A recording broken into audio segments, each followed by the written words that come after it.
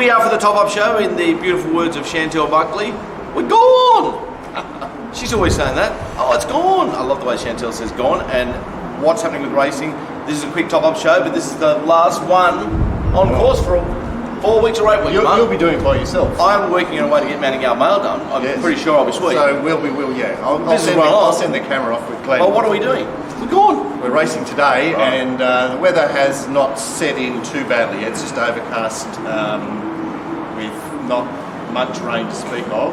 The wind should also diminish through the day, Paul, is that right? Well, originally it was forecast to get up, but looking at it this morning, it might be sort of 25-30. Okay, so pretty much from the south, what effect will that have on? South southwest, so the first race, anything on the fence is going to be obviously hit hard with that wind in the early part until they get to the back straight. All the other sprint races and shoot races from the back straight, they're obviously running into it pretty much. So cover?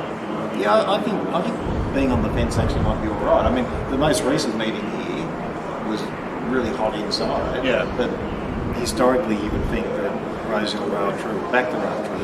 I used to remember getting to Rosehill for the first day of the carnival, and there's Ronnie Duffy tipping legendary man at $26, and just appears down the outside in the 1300 metre 3-year-old race. It's never been like that since.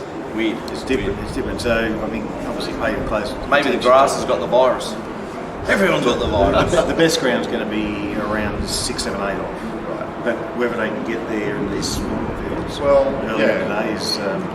there are some fields that can get there. Yeah, they are. Race 1, White Boots off the map here. Fair bit resistance to Yonkers, currently 480 for nearly 5,000 traded. Paul, take us away. Oh, look, it's an unreliable horse, White Boots, but I got it on top. So have you no, I taken haven't. some of the early? No, I haven't. I haven't done any early business for this meeting at all because I wanted to pretty much assess it as we go. Yep. Look, Yonkers second pick, but I'm well against it at the price. I think it'll drift. It just doesn't have the figures to me that would attract the teams back in. Anything else you're interested in this race?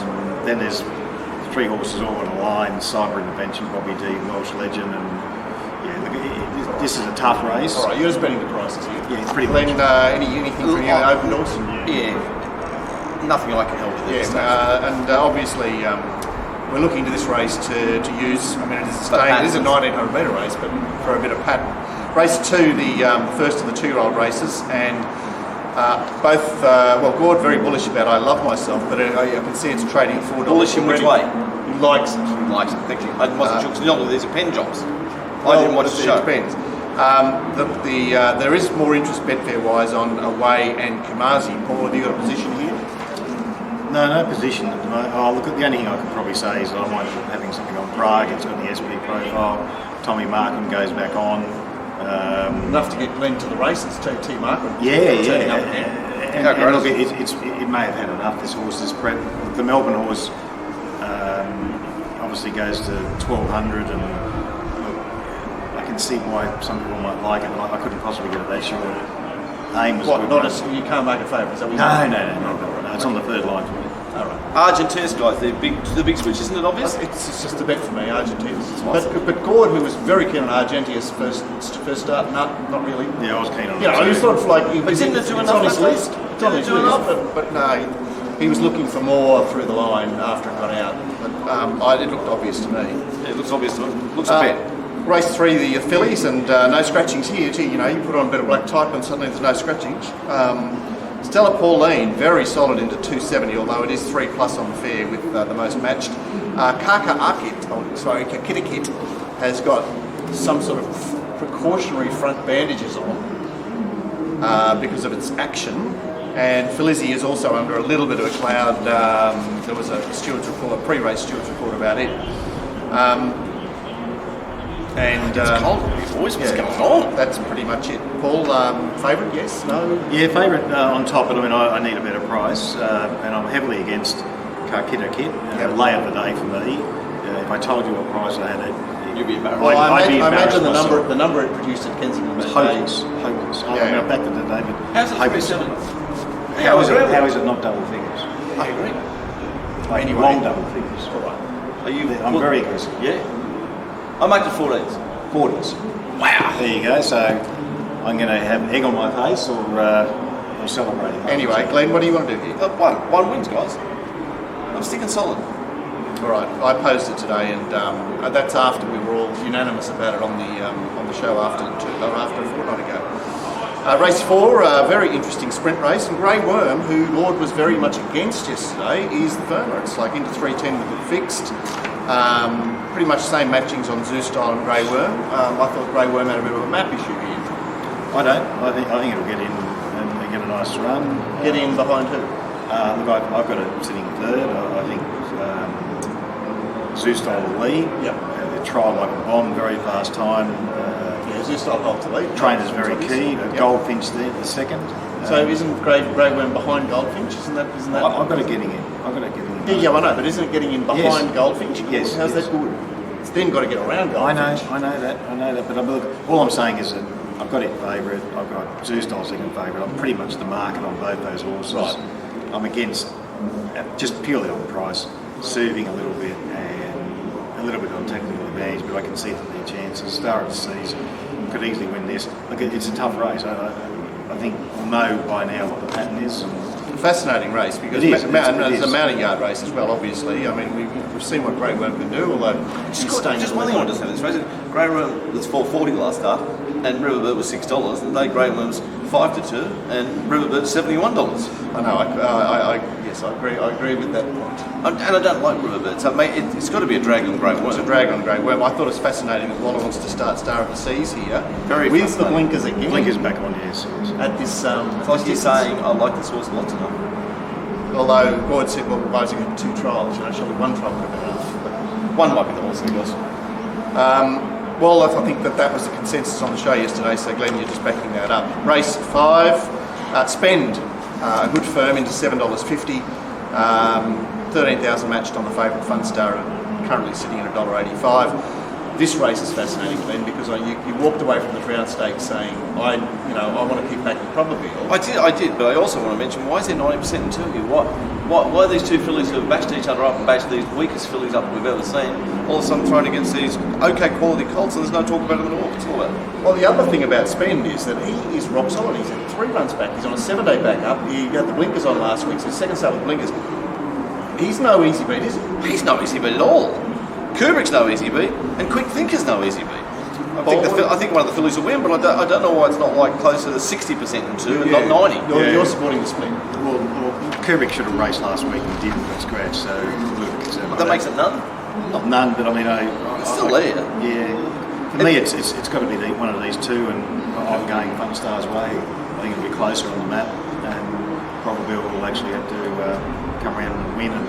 Any Marlon why the New Zealand rider didn't come over to ride this horse? No, I don't know. Was it last time because he got to ride both and he wanted to win 2 races, or you think he would have started? I don't know. It's only a flight. Or maybe the virus. I don't know. Not allowed in New Well, I Zealand. mean, Kieran's ridden it before, and I suppose a couple of times. Yeah. Look, I don't think there's any edge in the market. Well, Glenn's saying lately, put them both in and hope. An interesting tweet from Wall G. He said Waller and Jamie Richards should be charged with conduct prejudicial to the image of racing by not running them in the Coolmore. I'd agree with that. Race 6, the Ajax, Quackerjack is a firmer, Vega Day is a firmer. They look 1-2 in the run. Is that what that firm is about, Paul? Yeah, I think so. And for me, I've got Vega Days on top. I backed it last start. Quackerjack seemed to be stronger. It's got improvement. Vega Days, I mean, I still look at this last prep behind the Autumn Sun, and if it ran to that, it'd probably win this. So you're playing Vega Days. Is there anything else you're worried about in the race? I'm not potting Cascadian or Imaging. I think that they're sort of genuine, sort of single-figure chances, but. So he's Rock the hole in the market. Yeah, I think Rock. I mean, but I'm typically against this horse. I can't get it short enough. I'm Superman. I can't get it short enough. Yep. And Ring a Ding Ding. I mean, I can't get it anywhere near the price. So for me, that's early thought, Glenn. Nothing for me. The main event, and what a great race it is. Unfortunately, we lost Sweet Deal. I don't know what that was about. Sylvia's mother's on the drift savagely. Bahuda Karwar is firm, and 2 roughies are attracted notable support, halving their price. Noir and Benetoit, Nigel's roughie for this race. Paul, take us away. Look, I've got Poker Hudakawa, is it? Yeah, Hudakawa, yeah. Yeah, Hudakawa, I've got it favourite. I think Sylvia's numbers just a little bit query at the 1500 for me. I've got a second pick much longer in the market. Yep. Sweet Scandal, I'm not ruling it out, and it's a tough race. Spanish Whisper, if it wasn't D Hayes in Sydney, I'd say it's got a chance, and I might even end up having something on it. And Acting, Strange Tactics. Yeah, Change of Tactics notified on Acting. Link coming off. Yeah, they're going back. But it's never settled further than 2.5 lengths off the lead at the 800 in any of this race. Fast horse. It went particularly fast with blinkers applied last time. Yes. I can see why they would want to get rid of blinkers. And look, it drops 2.5 kilos, and I suppose on the weights it gives it a fluke as home. Only 3-year-old filly in the race. Yeah. Glenn. Oh, is it? Noir, isn't it obvious? Best run in the lead up, third up today. Strong riding change. G boss to Kathy O'Hara. And Kathy O'Hara's the only group one she's ever won is this race. Alright. Got a good opener one. The penultimate, and it's all one-way traffic here. I know that they put up longer odds mustard here earlier in the week, but the last 24 hours just continued support for Master of Wine. It's into evens with the corporates. That's $2. And trading 222 on Betfair with 6,600 matched at this stage. Seems hard bet to have it even, doesn't it? 14 to 2,000. Well, I mean, the theory is about the map and the tempo. You know, the tempo comes out of this race, So it suits it? so it suits it. Is that what it's about? Probably. I mean, I've got it longer than the market. I've got a fairly short favourite, but I couldn't take evens, or even 5 to 4. Obviously, 1,400 to 2,000. I can't give it any improvement because I don't know. Mustaji, the thing that worries me about Mustaji, it's a clear second pick, but it's two big ratings that come out of very fast run races. And today it gets into a slowly run race, and admittedly, exactly. So, look, if you'd looked at the first up when it just said I'm going to assess it on that, it was a great win, but I'm just a bit iffy on it. And I'm going to say that Life Less Ordinary is single figures chance and gets a good setup. Yeah, well, look, it is a fascinating race to Glenn, isn't it? I mean, Second favourite for me.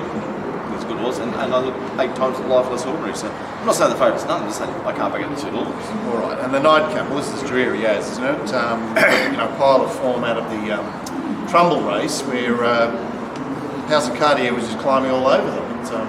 It was a bit of a pox race. Something fast. It's another horse under an injury cloud of some sort, so I don't know what that means.